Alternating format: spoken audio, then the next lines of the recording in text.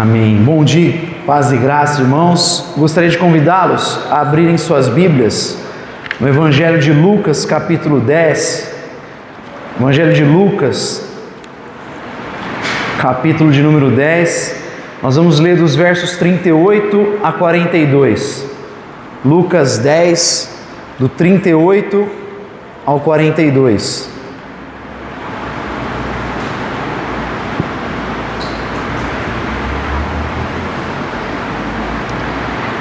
Diz assim: indo eles de caminho, entrou numa aldeia, e certa mulher por nome Marta o recebeu em sua casa.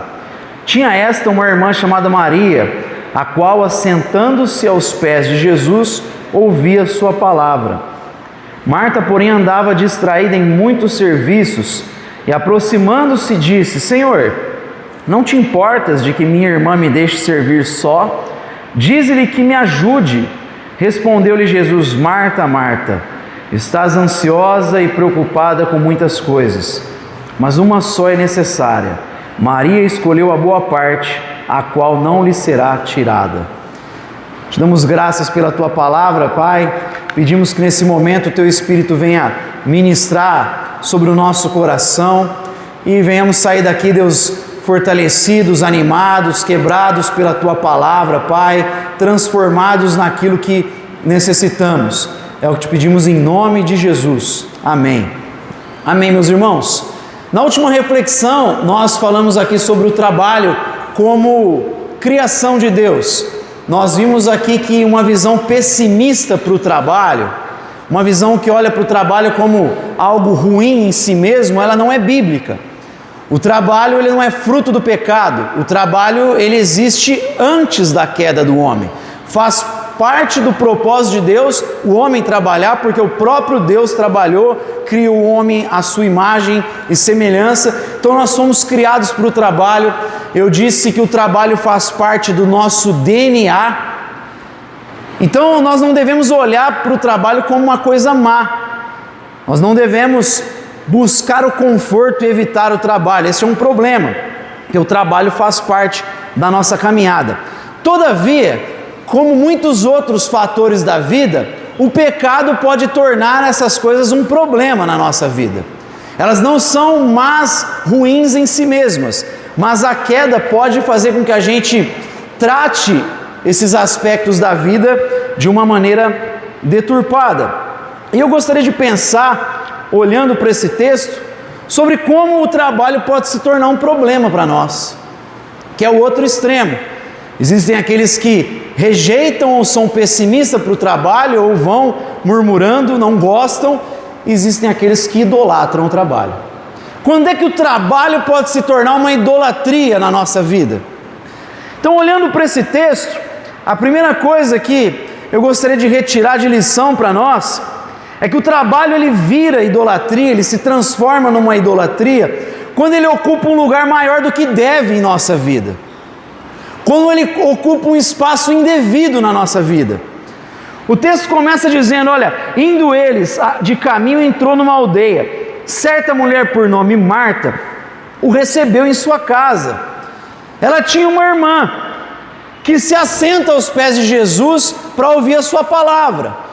Jesus, ele era um rabino, e era comum os rabinos muitas vezes se assentarem para ensinar. Possivelmente ele está sentado e a Maria se acomoda aos pés dele, assume uma postura de talmide, de discípulo, começa a ouvir o que Jesus tem para ensinar, enquanto Marta, que o recebeu em sua casa, o texto diz, ela está extremamente ocupada, distraída.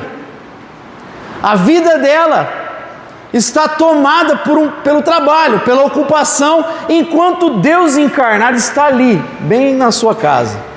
Ela recebe Deus encarnado em sua casa, mas podemos dizer que não recebeu de fato em seu coração.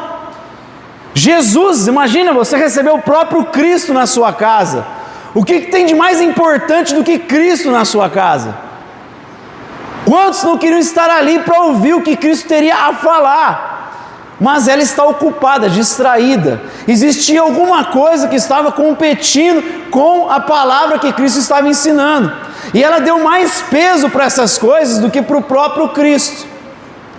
O trabalho estava ocupando a vida dela, estava fazendo com que ela vivesse distraída para as coisas que de fato são essenciais. E tem muita gente que cai nesse problema. Tem muita gente que não apenas não encara o trabalho, como nós falamos aqui, como um chamado de Deus, mas o trabalho se torna a sua vida. A sua vida se resume ao trabalho, de modo que ele começa a perder de vista aquilo que de fato tem importância. Ele começa a perder de vista a sua prioridade na existência. O trabalho, nós vimos aqui, que tem que ser um reflexo do nosso chamado, mas ele não pode resumir a nossa vida. A nossa vida não pode ser resumida pelo trabalho, pela profissão, pelo aquilo que fazemos. Nós não podemos cair nessa distração de Marta, de perder esse senso de proporções, essa hierarquia de valores. O problema não é servir a Deus, nós somos chamados a servir a Deus. Nós não somos chamados a ficar contemplando apenas. Eu preciso só orar, adorar, ler a palavra. Nós somos chamados a trabalhar, mas o ponto aqui tem a ver com aquilo que tem peso, com aquilo que tem mais valor. E Marta, por estar distraída pelo trabalho, perdeu de vista o que tem valor. Uma vez que nós estamos em Cristo Jesus, uma vez que Cristo de fato está sentado no trono do teu coração, Ele é o Senhor da tua vida, tudo na nossa vida passa a ser remodelado em torno dele. Começa a existir uma hierarquia que o próprio Deus estabeleceu. Então existem fatores que têm relevância maior. Deus é aquilo que é mais importante para nós, e ela estava perdendo isso. Cristo não estava sendo o centro da vida dela aqui, por mais que estivesse dentro da sua casa, mas não estava sendo o centro do seu coração aqui. Mas nós sabemos que uma vez que ele se torna, outras coisas vão ter os seus devidos lugares nessa hierarquia de valores. Então é comum nós falarmos de Deus sendo aquilo que é mais importante para nós, o nosso bem supremo, como dizia Asaf no Salmo 73, a quem tenho eu no céu senão a ti, e na terra nada mais desejo do que a tua presença. Deus é aquilo que nós temos de mais importante na vida. Mas depois de Deus, Ele te deu esposa, te deu marido, e aí é a tua prioridade depois da nossa relação com Deus. Depois de marido e esposa, Ele colocou filhos para você cuidar, e esses também estão aí nessa hierarquia. É isso que Agostinho de Hipona dizia sobre a ordenação dos amores. Eu vou modelando os meus afetos naquilo que merece mais atenção, mais zelo, mais empenho, mais fervor. Então Deus, esposa, marido, filhos, aí vem, meus irmãos, trabalho, vem outras coisas, mas tem que seguir essa hierarquia. Quando Deus não está no centro, quando Cristo não está no centro, quando o trabalho ocupa esse lugar ou qualquer outra coisa, você pode perceber que as coisas passam a serem ressignificadas. Você vai olhar para a família de outra forma. Exemplo, se o trabalho virou aquilo que ocupa o teu coração, virou o centro da tua vida, o casamento nada mais será do que um suporte para o seu sucesso profissional. Você vai olhar para o teu cônjuge simplesmente para alguém que te dá um suporte, para te ajudar a vencer a sua vida profissional, você galgar posições. É quase que um sócio, um ajudante, mas não é o teu marido ou a tua esposa. Ele só está ali para te dar uma força. Mas não é isso que é casamento. Nós já ouvimos sobre casamento aqui.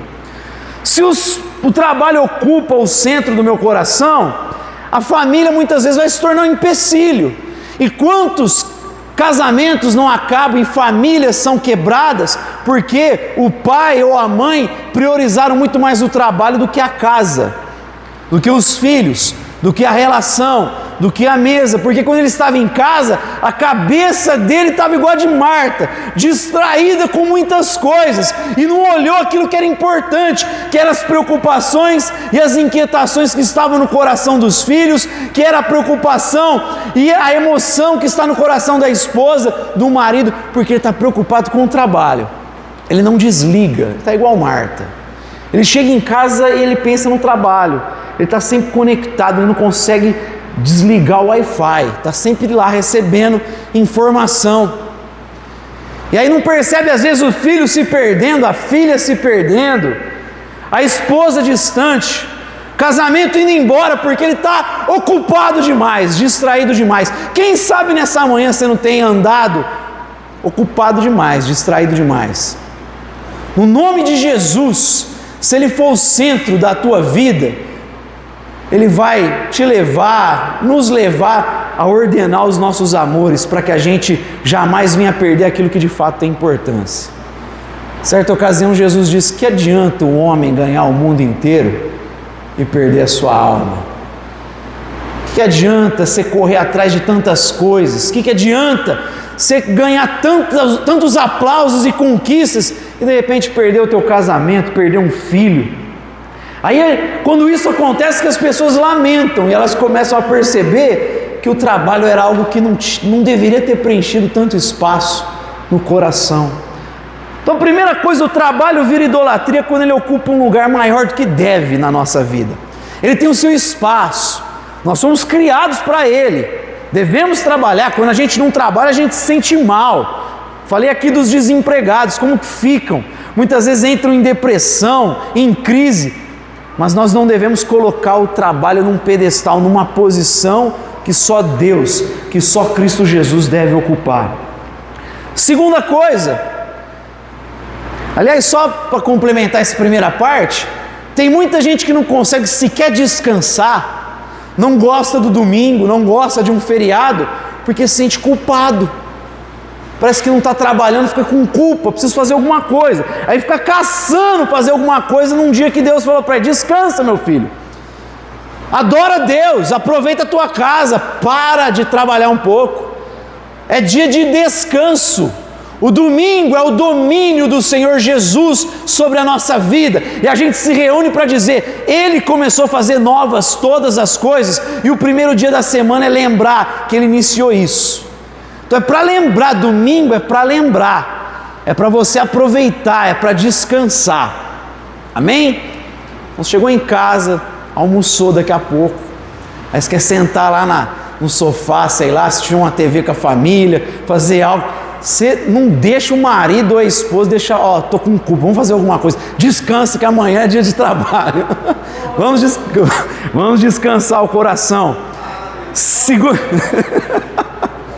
Segunda coisa, o trabalho vira idolatria quando nos consome em ansiedade. Meus irmãos, olha a resposta de Jesus para Marta. Marta, Marta, estás ansiosa e preocupada com muitas coisas. Marta está tomada pela preocupação, pela ansiedade. Sabe aquela alma agitada, inquieta, já acorda agitado, vai dormir agitado. Aliás, se dormir, né, que às vezes nem dorme, precisa tomar remédio, precisa tomar alguma coisa para conseguir descansar. Não dorme. Por quê? Porque no final está colocando mais fé talvez nos bens do que na provisão de Deus. Se Deus te chamou para trabalhar, isso é um chamado, Ele vai cuidar de você. Jesus nos alerta quanto a isso. Meus discípulos, Ele vai dizer: olha, eu alimento ave e visto lírio, você não tem que se preocupar, porque você tem mais importância para mim do que lírio e ave.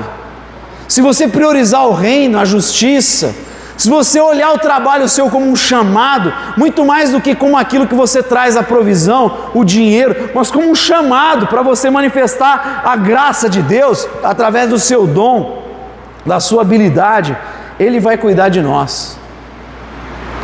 Não coloque a tua fé nos bens materiais. A nossa fé é a fé dos israelitas, dos hebreus, é a fé do maná. É a fé que lembra que tem para hoje. O pão de cada dia Ele vai colocar na nossa mesa. O texto diz que Deus mandava o maná pela manhã, de modo que os hebreus poderiam recolher aquilo, mas Ele diz: olha, é para vocês se alimentarem hoje, não guarda maná para amanhã, porque vai estragar. E a intenção de Deus é que aquele povo confiasse nele, que não deveria ter essa dificuldade, porque afinal de contas viram Deus se manifestando no Egito, na maior potência daquele contexto, Deus liberta um grupo de escravos que não tinha código de lei ainda, não tinha nada, eram escravos há 400 anos, e eles são libertos por milagre. Deus vai enviando pragas, e cada praga que Ele envia tem a ver com uma entidade, uma divindade egípcia que Ele humilhava, para mostrar: isso aqui é falso, eu sou o Deus único e verdadeiro. Cada praga é uma humilhação de um Deus falso do Egito. E aí eles olham tudo isso, veem o mar se abrir na frente deles. Esses dias eu passei lá para uma turma da escola a história do príncipe do Egito, o desenho, né? Tem uma cena legal quando o mar se abre lá, dá um trovão assim, vê um reflexo de uma baleia. É legal essa cena. Mas você imaginar assim a altura do mar, os caras andando, viram algo assim, e mesmo depois de tudo isso, começam a desconfiar, porque tem alguns hebreus que colhem para outro dia, colhem maná para outro dia. E aí o texto diz que o maná apodreceu, e Deus se irou contra esses hebreus, porque eram incrédulos. A nossa fé é do maná, você tem que confiar em Deus. O pão de cada dia, nos dai hoje, Senhor. Confia no Deus de Abraão, de Isaac e Jacó, o Deus que chamou Abraão e falou: vai, e eu estarei com você. E às vezes a gente não sabe como vai ser, quanto tempo vai demorar, mas a gente tem a certeza que Ele está conosco. Não coloque a tua fé nos bens, não vai trabalhar ansioso: eu preciso pagar a conta, toda vez aflito, nem nos resultados. Tem gente que vive de meta, pensa que tudo depende dele na vida. Não só meta no trabalho que as pessoas estabelecem para ele. Tem mulheres que às vezes são donas de casa, mas colocam metas absurdas para si mesmas. Começam a exagerar porque se cobram, ou talvez porque acolheram uma cobrança de outros, da sociedade, e querem cobrar uma perfeição de si mesmas. Trabalham excessivamente. Não coloca a tua fé no resultado. Se está te consumindo em ansiedade, é porque você está deixando ele virar uma idolatria. Ou ansiedade por controlar a vida. Faz de tudo porque, olha, não quero deixar nada fora. Você acha que você controla a vida, controla tudo. Você não controla nada, nem eu controlo nada. A gente tem a ilusão do controle. Eu lembro de um filme antigo chamado Instinto, que o sujeito vai viver um tempo com os gorilas. Não sei se você já viu, é bem antigo esse filme. E aí tem um momento que ele está trabalhando com o psicólogo lá, e aí ele está algemado, ele enforca o psicólogo, ele é pelo Cuba Gooding Jr., o ator, e aí ele fala: o que eu tirei de você? Escreve aí, né? E aí o cara coloca lá: você tirou de mim o meu controle. Aí ele: que controle, cara? Você está controlando o que agora? Você não tem controle de nada. E aí ele vai colocando, e no final ele coloca: a minha ilusão. É exatamente isso. Você tem uma ilusão que você controla, você não controla nada. Tiago 4 vai dizer assim: olha, alguns dizem: vamos para aquela cidade fazer aquele e esse negócio e vamos prosperar. E Tiago vai dizer: não sejam presunçosos.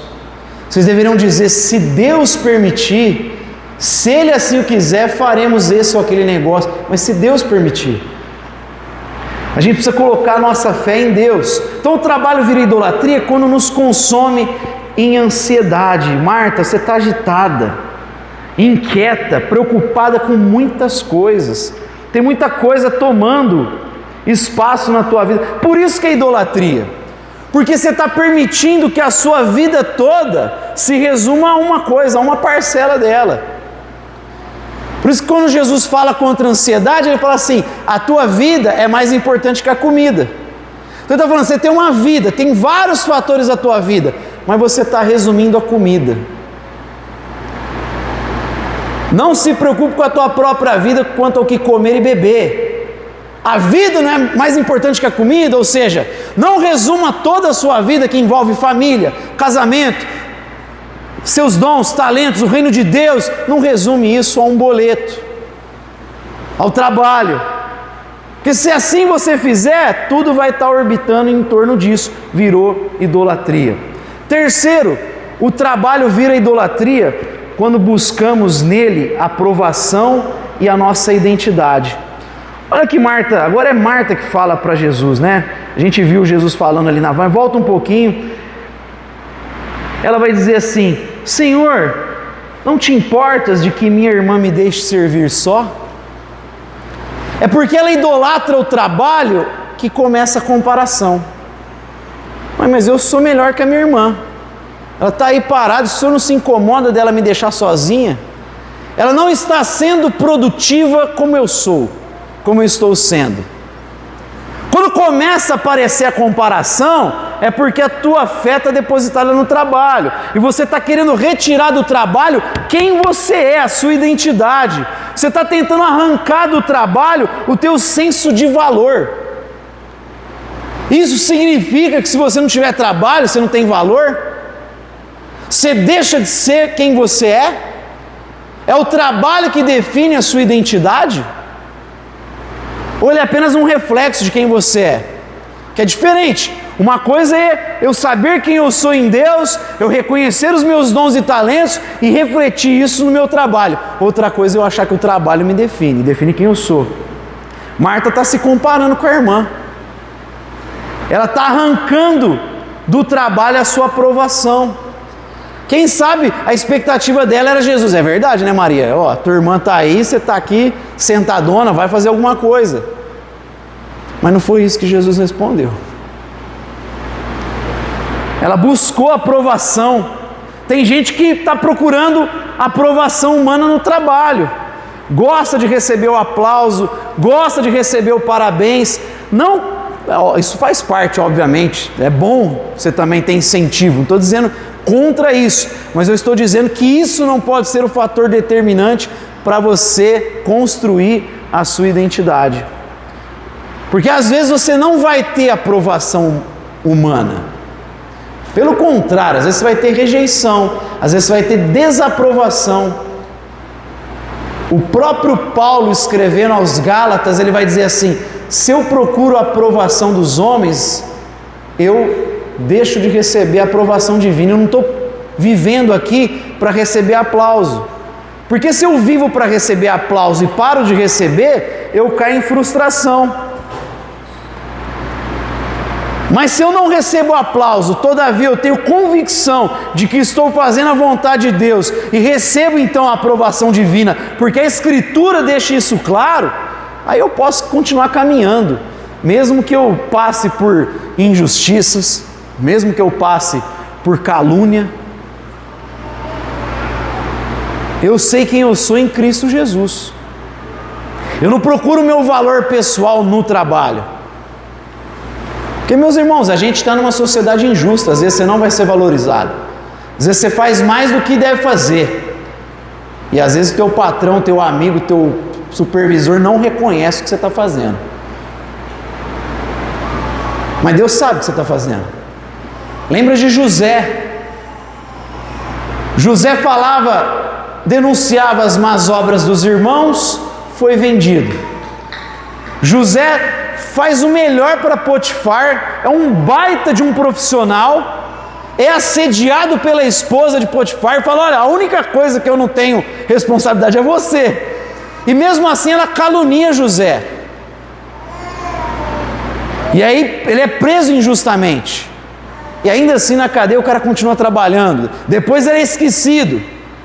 Mas ele continua fazendo, porque ele não vive para receber aplauso e aprovação de homens. Ele tem uma consciência diante de Deus. Ele faz para receber a aprovação de Deus. O Ministério Vineyard de música, eles costumam dizer que a gente tem que ter essa consciência, os músicos, do público de um. Sua função é Deus. A gente se une para glorificar e adorar a Deus. É o público de um, eles falam. Lembra no dia a dia que o teu público é Deus. Você faz com quem faz para Deus, Paulo vai dizer. Não procura nisso a tua identidade. Porque, como eu falei, se um dia a profissão acabar, você deixa de ser quem você é, por acaso? Pensa em quem você é, como você se definiria? Sou fulano de tal, sou filho de Deus, eu fui justificado pela graça, eu sou comprado, eu sou nova criatura, e Deus me deu tais características, eu sou assim. É isso que vai te definir. Quem Deus formou. as características que Ele te deu, não é a profissão que vai te definir. Então, quando a gente começa a buscar reconhecimento na profissão, valor pessoal nela, a gente tem que ligar o sinal de alerta, porque estamos caindo em idolatria. E por fim, meus irmãos, o trabalho vira idolatria quando ele gera orgulho e sentimento de autossuficiência. Que o mais curioso desse texto é Marta querendo dizer para Jesus o que ele tem que fazer. Olha o absurdo disso. Ela recebe Deus encarnado em casa, Jesus assume uma posição de rabino, começa a ensinar, e ela, ao invés de ouvir o que ele está falando, porque ele é o rabino ensina, ela vai dizer para ele o que ele tem que fazer. Mestre, não te importas que minha irmã está aí? Fala para ela vir me ajudar. Como o senhor não está percebendo isso, eu vim aqui abrir os teus olhos. Que audácia! Falar para o próprio Deus o que ele tem que fazer. Mas muitas vezes a gente não faz isso. Lá no fundo do coração você fala: Jesus, Deus, tinha que agir assim. O jeito certo é assim. Estou fazendo tanto, por que não acontece? O senhor não está olhando para mim, porque eu estou me empenhando, o outro não está fazendo. E aí a gente começa a falar o que Deus deveria fazer. No fundo, lá no nosso coração, esse é o sentimento, por mais que você não fale, não verbalize. Muitas vezes é esse o sentimento lá no fundo do nosso coração. Então ela está querendo determinar o que Jesus tem que ensinar. Você está ensinando errado a minha irmã, você tem que ensinar ela a trabalhar, a me ajudar com os afazeres de casa. Eu estou sozinha. Ela julga o que é certo aos seus próprios olhos. Por quê? Porque ela já está definida pelo trabalho. E aí, uma vez que ela está definida por esse trabalho, ela vai começar a estabelecer os critérios do que é certo e errado. Então o certo é assim. Então esse é o problema. Ao invés de você estar baseado, a pessoa que assim incorre, estar fundamentada em Deus e a partir disso ela começar a falar, a ensinar, ela fundamentada no trabalho começa a estabelecer critérios que são antibíblicos, que o fundamento dela está errado. Começa a julgar os outros. Ela julga a irmã dela, que aproveitou uma oportunidade ímpar. O próprio Deus ali, ela fala: eu quero aprender, eu vou ouvir tudo que o rabi tem para ensinar, tudo que o mestre tem para falar. Então ela julga o que é certo aos próprios olhos, julga a irmã, julga os outros.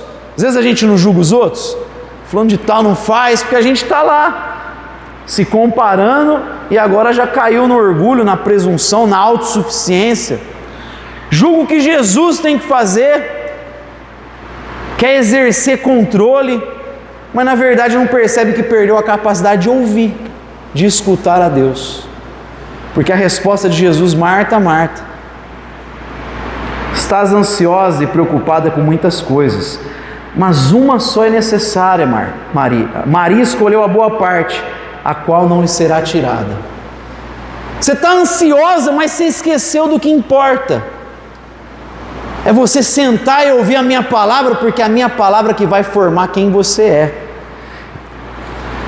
Meus irmãos, eu não sei como está o seu coração.